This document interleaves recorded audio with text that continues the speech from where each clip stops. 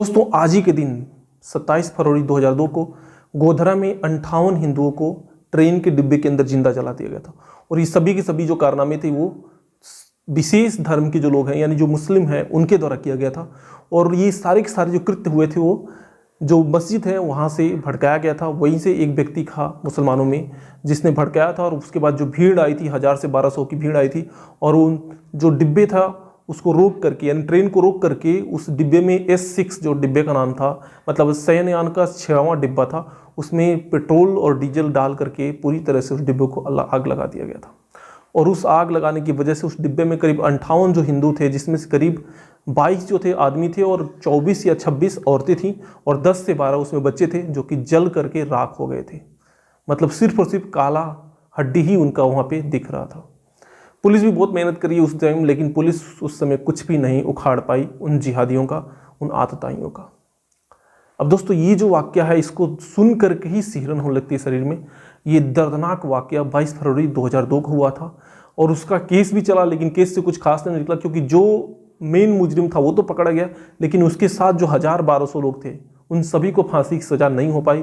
करीब 5 से 10 लोग ही थे जिनको करीब उम्र कैद की सज़ा दी गई ऐसे। लेकिन जो 1000 से 1200 लोगों का जो हुजूम था उन सभी को इस वाकया के लिए कोई सज़ा नहीं हुई। मतलब एक तरह से समझिए कि जो हुजूम आया था वो छूट करके चला गया और जिनको दर्द सहना था वो जल करके मर गए।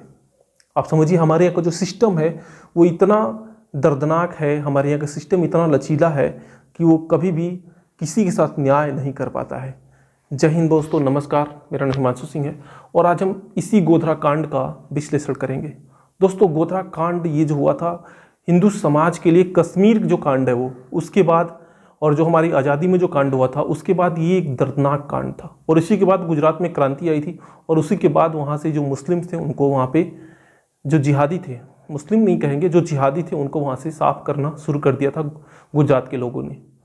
दोस्तों ये जो कांड हुआ था ये गुजरात की जो दिशा है और दशा है उसमें हिंदुओं के लिए एक टर्न पॉइंट साबित हुई थी क्योंकि इसके बाद ही वहाँ के जो हिंदू थे वो एकजुट हुए थे अपनी सुरक्षा के लिए और अपने धर्म के लिए। और उसके बाद से ही मोदी आए थे और मोदी के आने के बाद पूरी तरह से वहाँ की दिशा और दशा बदल गई थी।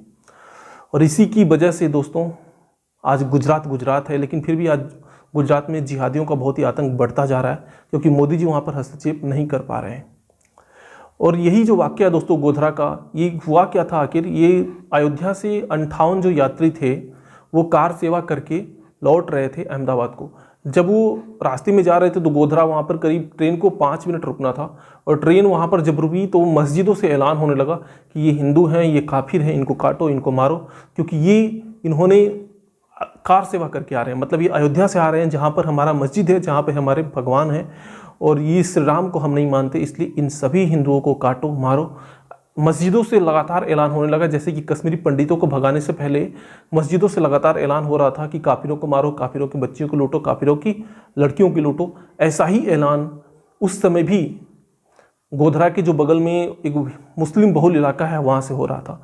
और उसके बाद वहाँ से 1000 से 1200 की भीड़ आई विशेष समुदाय की और उन्होंने ट्रेन को रोक करके, मतलब ट्रेन तो रुक गई थी, उसके बाद S6 का जो डिब्बा था उसमें पेट्रोल और डीजल से पूरी तरह से उसको आग लगा दिया गया। इससे पहले कि दोस्तों ये आग लगाते कुछ लोगों, मतलब कुछ जो कार सेवक थे उनको भनक लग गई थी इसकी और वहाँ से प्लेटफॉर्म पर होते हुए बाहर निकल गए थे। लेकिन उसमें करीब 58 जो लोग थे उस डिब्बे में अभी भी थे।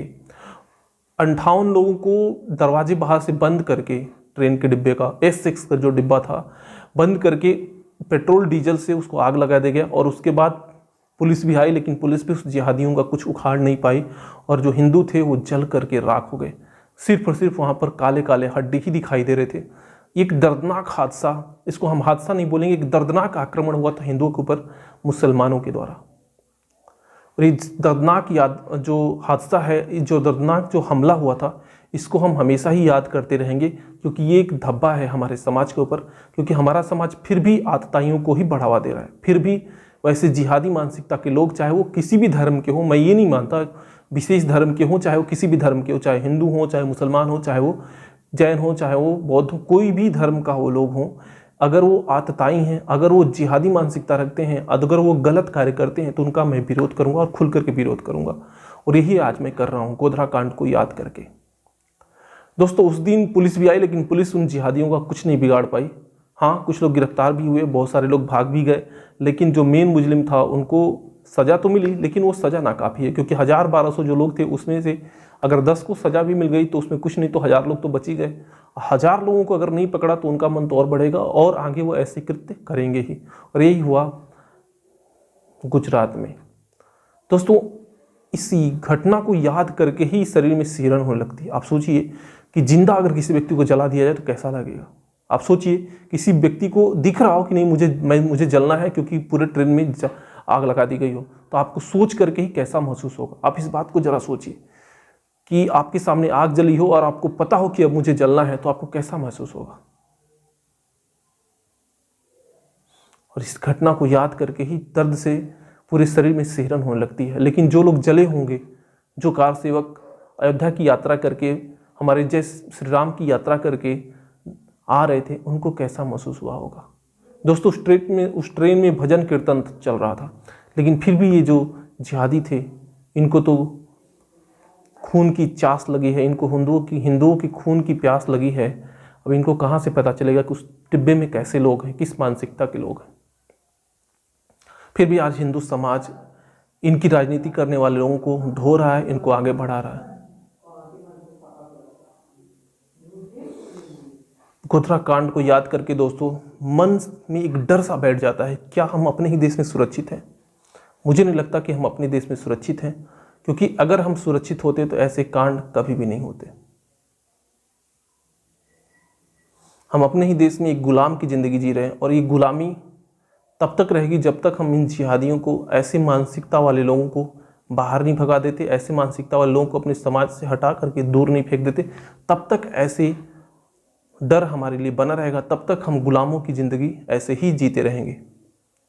दोस्तों आज 22 फरवरी 2002 का जो गोधरा कांड था, मैंने सोचा क्यों न इसके बारे में आप लोगों को याद दिला दूं कि उस दिन क्या हुआ था। उस दिन हमारे धर्म के लोगों के ऊपर किस तरह की गुजरी थी, कितना दर्दनाक हादसा हुआ था और कितना दर्दनाक आक्रमण हुआ था। आज 27 फरवरी है और वही दिन है, वही तारीख है। दोस्तों उम्मीद है कि आप सभी को ये बातें समझ में आई होगी, और मैं आपसे उम्मीद करूंगा कि ऐसे लोगों को ढोने की कोशिश न करें जो हमारे धर्म के लिए, हमारे समाज के लिए खतरा बनी हुई हैं, जो हमारे समाज को और गिराना चाहते हैं, जो सनातन संस्कृति है उसको मिटाना चाहते हैं। मैं आपसे विनती करूंगा कि आप ऐसे लोगों का बहिष्कार करें और पूर्णतः बहिष्कार करें, तभी हम अपनी सनातन संस्कृति को बचा सकते हैं, जो कि अनंत कालों से चली आ रही है। दोस्तों आज के लिए बस इतना ही। जय हिंद।